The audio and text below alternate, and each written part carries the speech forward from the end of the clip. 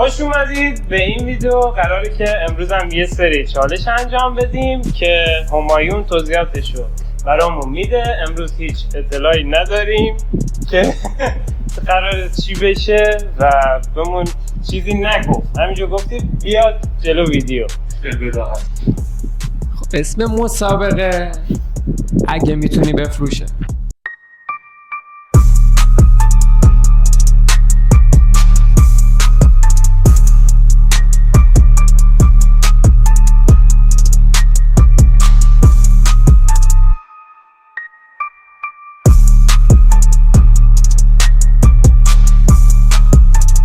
یکی رو واسه یکیشون انتخاب. خب من هیچ وقت تصمیم این مهمی در زندگی به محول نشده بود. کنکور هم انقدر مهم نیست. کنکور با هم بودیم و یه جا بودیم، بعد اومد گفت با هم رفتیم دستشویی. راست میگی. قاشق پخش کننده وای فای برای خودت داوود. یه قاشقی داریم که وای فای رو پخش میکنه. یعنی چی؟ یعنی وصلش میکنیم به آنتن وای فایمون، مودممون. وای فایمون قوی‌تر میشه. یه معجزاتی داره این تکنولوژی. چرا قاشق؟ قدرت خدا رو راست میگی قاشقه. چه چیزی مد نظرت؟ چرا من الان دوست داری؟ چرا چنگال نیست؟ یه دقیقه یه کات بدین. الان ما هم باید بریم داخل یا نه؟ نه ما هیچی نباید. خب تو چرا صحبت میکنیم؟ نه من دارم طنز میندازم. میخوایم هم خلل ایجاد کنیم این رقیب مگه نیست؟ همون دقیقاً تیکه من دارم تیکه میندازم. خب میگم خلل ایجاد کنیم دیگه. برو دوباره. خب گفتم دیگه چنگال چون سوراخه وای فای ازش در میاد. باید حتما قاشق باشه که امواج خوب. خب میتونیم از چیزهای دیگه هم استفاده کنیم. مثل آقا یه سطح صافتری. نه آقا ما تست کردیم توی تحقیقات فراوان. چه تحقیقاتی؟ قاشق بهتر از اون. چه تحقیقاتی؟ چرا؟ گرده. خیلی چیزا هم گردن. تیک باشه وای فای خوب کار نمیکنه.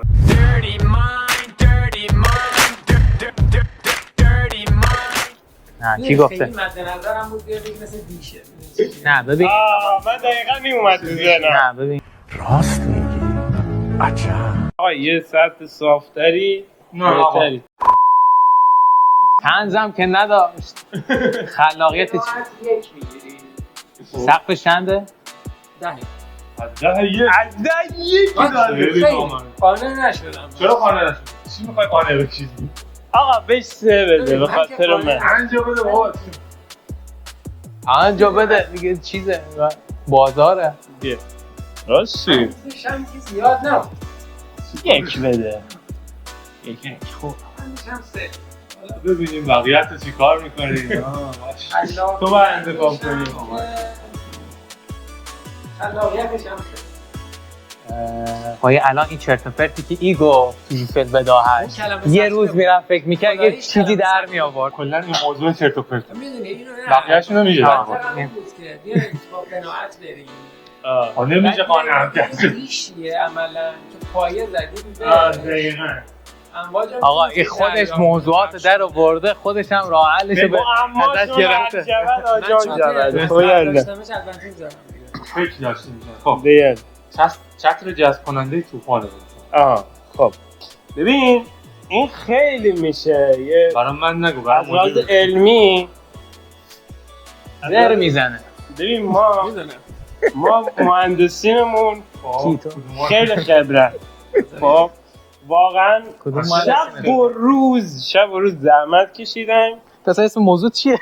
چتر جذب کننده طوفان. خب شب و روز بیل و کلنگ و اینا رو همه شرکت دارم اینا تبلیغات. بعد شرکت و اینا رو ساختن. آقا وایسی که چیکار کنم دارم اینا تبلیغ. برای چیه؟ دفع کننده اینه که شما وقتی که بارون میزنه بارون مثلا نخوره به سرت، درسته؟ حالا فکر کن اینو بگیره طوفانو. خب جذبش کنه نزدیک من. خب بعد دیگه شما طوفانی هم نداری، یعنی کلا مسئله رو میبره. عبارت بعد فهمیدی. می‌دونی؟ جذب کنی طوفان دیگه. نه یعنی جایی که تو اینو باز کنی جذب میشه. طوفان میاد. خب بذار مهندسی رو ما یه برای این موضوع هم فکر کردم. همون اینم فکر کردم و به این نتیجه رسیدن که ببینید نگاه کن جذبش وقتی که مثلا ما گفتیم چت رو 100 کلمه صحبت کرد هیچ بار مفهومی هم نداشته. من بابا یک مدل بیش‌وسوی توانایی حل مثلا ندارم. چترش خب چترش ببین مثلا شما میگه که آقا من بیام مثلا طوفان رو جذب کنم. چرا باید این طوفان جذب کنی؟ خب به دلیل اینکه ما تو این شرایط جوی خب بعد اون طوفانه رو بگیریم جذبش کنیم. یه نفر میتونه چی بشه؟ انتحاری بزنه. منظور فداکاریه. منظور کل شهر رو میبره یه نفر طوفان. خب آقا الان مشتری هدفت منم. من چرا باید بخرم اینو؟ خب دیگه آقا تو انتحاری میشه. آقا یه طوفان مثلا اینترستلار جهان اینترستلار میشه. یهو خاک و گرد و غبار طوفان میاد. آقا یه نفر میگه که آقا این چت رو من بدید. آقا اینو سایلنت. این برنامه زنده است دیگه. بله میتونه این طوفان جذب کنه و ما رو از شر طوفان رها کنه. تموم شد. به کف بزنیم و افتخار نمره صفری که قراره بگیریم. چی که آقا من تنگ زمان خسته کردم. اصلا هیچمون نکته تقاعد منطقی نه ببین مهندسی معکوس اومد گفت که آقا به جای اینکه شما بیای بگی که چت رو باز کنی توی شهر طوفان بیاد اومد گفت که اگه توی یه شهری طوفان اومد تو میری اینو خارج از شهر باز میکنی طوفانه میره اونور. چرا همینو گفتم آقا میبریش توی بیابونی. آره مفهومش همین. الان به این میگن مهندسی معکوس. آره دیگه ما مهندسا میفهمیم. شما که دیگه رفتی نه شما مهندس‌تره در واقع. مهندس‌ها نمیفهم. آره ما پیچیده فکر می‌کنیم. خودش خندید. همین من داشتم نگاه می‌کردم نخند. 5 بوده. آقا تو چی میگی؟ آقا این اصلا محتوا داشت که بخواد طنز داشته باشه. شما این میخواین نمره بیدونی بابا 7 بده. نه زیادم از 5 زیاده. من تقریبا قانع شدم. جا میذارم واسه نمره‌های بعد. خب باشید. خلاقیت داوود میاد تو پاپ. خلاقیت احسن. خب من همایون اینطوره یه عدد میذاره تو زنش همون پخش میکنه تو ستون. خود چیکار کنم؟ خمیر دندون مخصوص ساندویچ کالباس آقای دانیال. خب من این فامیلی تو بگم. نه نگه آقا فامیلیمونو نه. من واسه انتخاب خمیر دندون باید بریزی رو ساندویچ یا باید خب دیگه خودت باید ببینی چه جور می‌خوای. از دهنتو باید خودم بفهمم ها. آقا ببین من منظورم بود که آقا راهنماییش نکن. ببین اصولا اگه من منظور رو بگم خلاقیت رو دارم میسوزونم. باریکم. آقای فردوسی شما نوع چی هستی؟ ببین آقای همایون خان یه خمیر دندون من دارم حتما خبر دارم از همه خمیر دندونا داوودو میگیری بعد ساندویچ کالباس و قبلش میزنی حالت خراب میشه. یه خمیر دندون دارم برات. ساندویچ کالباسی ها؟ آره. آره ببین تو اصلا نگاه کن تو یه ساندویچ نون چنده الان؟ نون 10 تومنه. کالباس بخوای بگیری چنده؟ 210,000 تومن. تو به جای که این همه بری کالباس رو بگیری 210,000 تومن خمیر دندون من 1000 تومن بگیر بریز رو ساندویچات ساندویچ کالباسی. حالا چرا من نمیگم؟ خوبه؟ من به جای خود کالباس این استفاده میکنی. خمیر دندون مخصوص ساندویچ. نه این مثل سس میشه استفاده کرد. نه خود کالباس تو میخوری خود کالباس مگه میشه؟ آره مزه همونه. تو اصلا مهندسی نه. آره. یعنی ساندویچ رو خوردی دندونات تمیز میشه. چی؟ ساندویچ رو خوردی دندونات تمیز میشه. بفرما. ببین خودت هم فهمیدی. خب باش. هم خوشمزه است هم برای دندونات خوبه. تو حتی پوست موز هم اینجوری بذاری تو دندونات دندونات تمیز بشه. اینم مثل همونه. دو تا خاصیت. چربی داره، کالری داره. کالریش همه پایین‌تر. خیلی بهتر باشه به نظرم. خیلی آره، کلمه میتونه ساده بود. اینجوری برداشت کردم که آقا خود ساندویچ کالباس داری؟ این سس مخصوصه. آره، بزنی دیگه تمام. گاز دندونات هم تمیز میشه. اما منطقم این بود که فرض کن یه شب گشنته من مسواک هم دادم. مسواک زدی خب، ولی ساندویچ کالباس داری. اگه خمیر دندون کالباسی زده باشی مزه ساندویچ کالباس خراب نمیشه. آها. با این منطق اگه میرفتی دهو میگرفتی. دهو میگرفت. ولی الان طنز تو. این منطق خود موضوع خیلی مزخرف. باشه منطقه بود دیگه. خیلی چیز خاصیه. خاصی کاری نکنید. آقا من بیشتر به حرف بده. خانه که نشدم. چهار بهت میدم. خودت نصف چیزاشو تازه گفتی. خلاقیت هم نداشتی چون خودم بهت گفتم. من قبول نمی‌کنم ولی هیچی نمیگم. اشکال نداره. انتخاب کن آقای. جوراب نامری.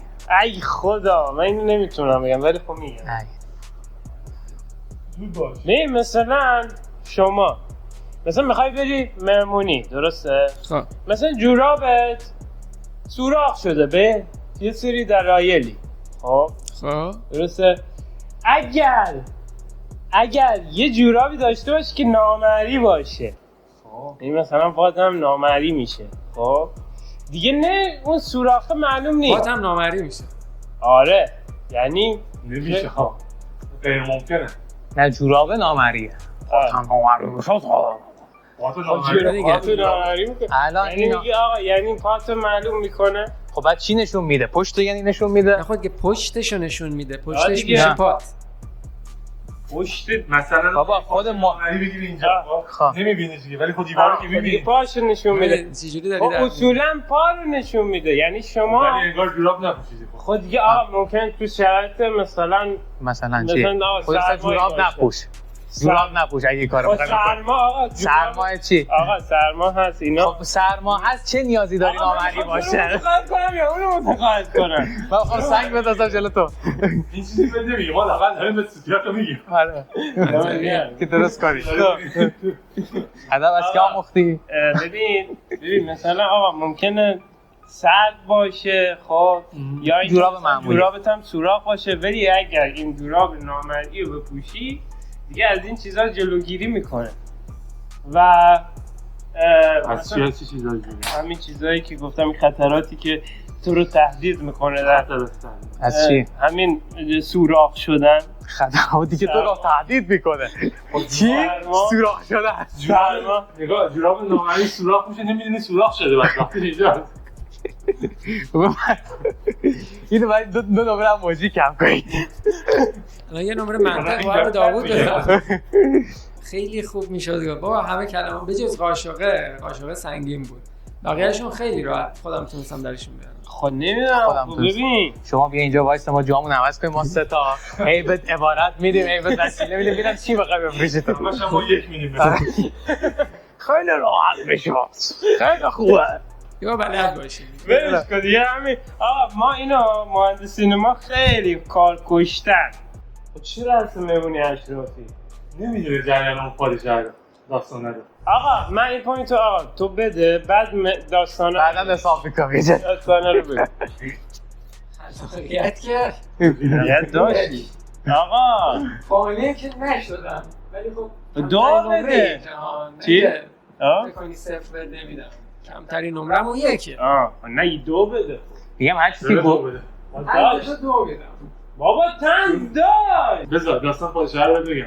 یه پادشاهی آقا همش دنبال لباسای لوکس و اینا میگردن خب بهلول میاد بهش میگه خب من یه لباسی دارم انقدر لوکس انقدر کمیابه بیا اینجوری میگم بعد داستانای بهلول هم میخونیم قبل این بگو نمیدونستی داستانش آقا اطلاعات عمومیه این دیگه خدا میگه لوکس و اینا اینجوری میکنه بعد خب نامریه یعنی میگه لباس نامریه میپوشتش لخت میره تو خیابون پادشاه خب بعد همه مسخرهش من آقا اصلا نگاه کن. مثلا به کی اینو بدیم پادشاه الان کیه؟ مثلا آقا یه چیزی دارم، یه لباسی دارم، جورابی دارم، انقدر لوکس و اینا با کلاس نامریه اصلا.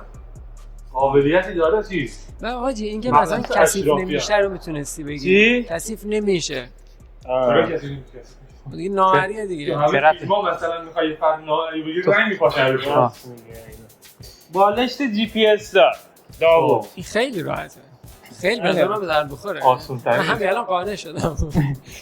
خب نگاه کن آقا، مثلا تا حالا پیش اومده که مثلا میخوابی توی جهنم دره بیدار میشی داخل خوابت، خب خب بعد نمیدونی چیه و اصلا چی به چیه و اینا. این بالش جی پی اس دار بهت کمک میکنه، مشخص میکنه کجا بری داخل خوابت. مثلا قبل از خواب بالش رو میذاری میگی بالش جی پی اس داره، یعنی بقیه تو رو پیدا میکنه. آفرین. نه کجا بری یعنی چی؟ کجا ماشین چیکار یعنی چی کجا بری؟ بهت آدرس رو میگه. خب نه جی پی اس خودتون مشخص جی پی اس داری، بالش جی پی اس داره. یعنی بقیه تو داره.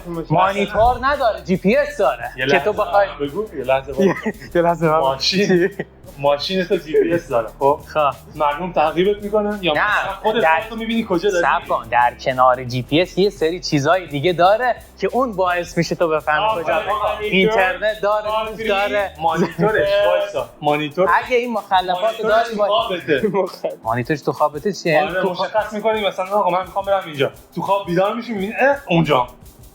یعنی این قابلیت آقا همچین چیزایی درون این نهفته است. من خواب و فلان چه خلاقیت برای همینه. آره مگه اینکه مگه اینکه شیشه قرار نیست منطقی بیای بگی. موقع خلاقیت میتونی دروغ بگی، بازاریابی بریم زدن اومدن اینجا.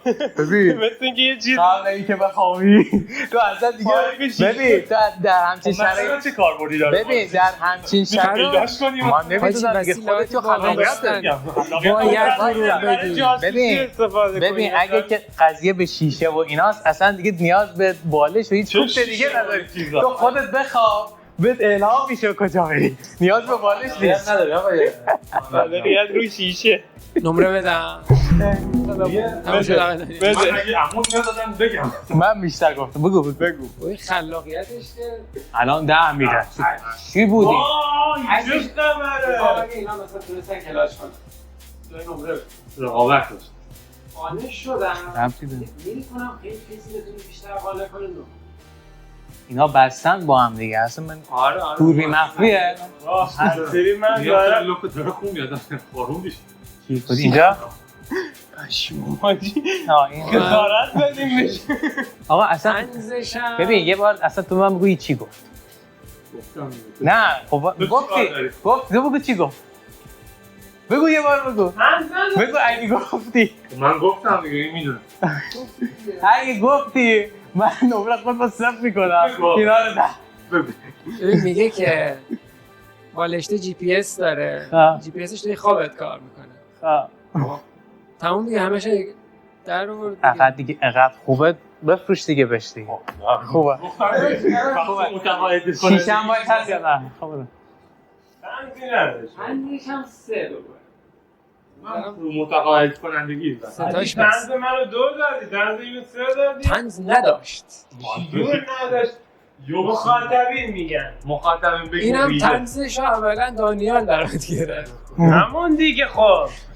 دیگه مشکل خودت. من خودم نمیدونم چی گفتم حالا که داوودی یه کلمه بده به یکیشون. به دانیال بده. چیکار کردی؟ بده. چی گفت؟ دادی این شوخی دبیرستانی راهنمایی بود دبیرستان. خب کدومتون با به تو ندادم. من این شوخی دبیرستانی راهنمایی بود دبیرستان. قابلمه رو می‌خوای پشه هر چی خودت گفتی. خب پشه کش سخت‌تر برتر. شکوش با قابلیت استفاده از راه دور. ببین آقای این مهندسی که گرفتی یکم به دردت خورده یا نه؟ ببین آقای همایون خان یه وسیله همینطور که این مهندسا چیز درست میکنن ما هم بلدیم درست کنیم. یه پشت کش برات ساختم. هم اینجا خب استان گرم الان هم فصل گرما پر پشه. بچه ما تو خوزستانی. آره. تو این چیز گرما و حشرات و اینا یه پشه‌کش هست. پشه‌کش معمولی نیست.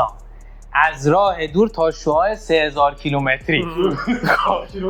3000 کیلومتر. ببین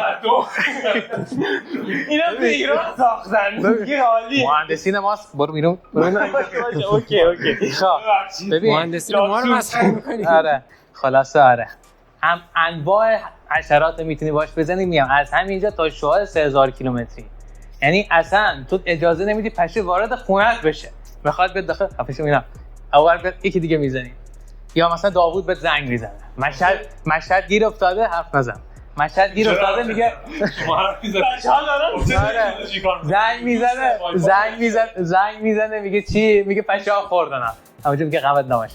یکی میذاره از اینجا تا مشهد خیلی فاصله است. بیشتر از 3000 کیلومتر. بیشتر از 3000 کیلومتره؟ میگم بیش از 3000 کیلومتر. گفتم 2500 کیلومتر. بفهم. مشهد. ای وای. بعد برای چی اگه چیزه چه تکنولوژی کار میکنه حالا به من؟ تکنولوژیش ببین اینا 2500 اینترنال دیگه. اینا رو ما نباید اینجا پخش کنیم. سلاح هسته‌ای رو همینجور الکی ول نمیدم. با بلوتوث از اینجا میخوره به مشهد. این از این بعد نگاه کن دیگه. بعد وایسا پشه ها رو ببینی بعد بزنی. خب نه دیگه این تکنولوژیش داخلشه دیگه. خودش شناسایی میکنه. یه رادار داره. داوود اینجا داوود بیاد بعد دیگه بدتر لازم نیست تو بزنی. خودش خودکار با هوش مصنوعی یه هوش مصنوعی هم داره. بهت سجستشن میده. از دیجی کالا بهت پیشنهادات میده کدومو بزنم کدوم فلان. امتیازم بهت میده دیگه. چی حالا پشه ها رو میکشه. آدم هم میتونی باش بزنی. از این خوشت نمیاد 2000 کیلومتر اونورتر یه نمیدونه از کجا خورده. دیگه چی اضافه کنم؟ بعد خود این دستگاه نامرئی نیست یا نامرئی چیزی دیگه من نمیگم. من قرار به ایشون بفرستم ایشون میبینه که چجوری. آره جوراب نامرئی میذاره. آره ببین یه سری چیزا دیگه هم داره بعداً حالا فاکتورش هم الان یه تریمه. ببین من خلاقیت تو من متقاعد نکنم. چیزا میذاره یه چرت و پرت ایگو شدم. ولی چون مسخره میکنی یه نمره میام پایین هم میشه. بابا نه کمه ناموسم من اعتراض خواستم حرف بدم بهش ولی مسخره میکنی. بزن ولی خب اون نمره مسخره کردن رفت تنده شد 5. این تنز 4 بود. من بیشتر قانع شدم. من مثلا اگه بودم متقاعد کنندگی رو 10 میدادم. میگم اینا تو نیستی. آره نه میگم این اینجوری اینا این دوتا نه شیشه میکشن اونا رو اینجوری دیگه تا دیگه تمام. همتون رفتین همش.